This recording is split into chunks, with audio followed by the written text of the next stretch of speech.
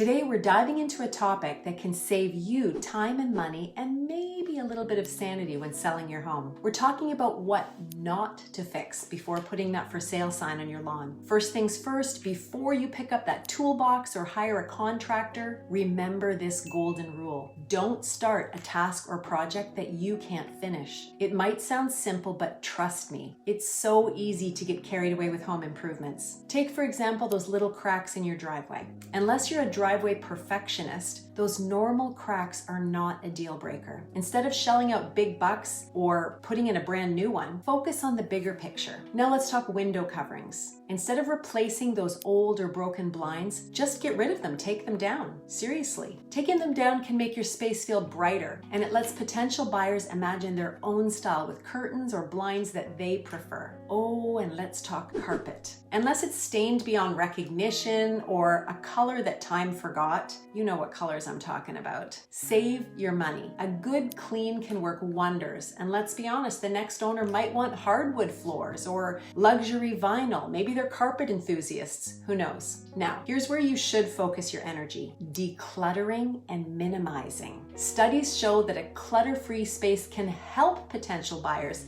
see the true potential of your home. Plus, some fresh decor or staging can do wonders without breaking the bank. And don't forget about curb appeal. Mow the lawn, trim your bushes, and freshen up the front garden areas. First impressions matter, and a well-kept exterior can make a huge difference. Oh, and here's a pro tip backed by studies. Replacing tired old garage doors and front doors often does pay off. Buyers appreciate that good first impression, and those costs are more likely to be recouped. Every home is different, so take advantage of the expertise of an experienced real estate agent with a good understanding of your market. So there you have it, folks. Save your energy, save your money, and focus on the things that really matter when selling your home. If you found these tips helpful, give us a thumbs up, hit subscribe, and we'll see you in the next video. Happy selling.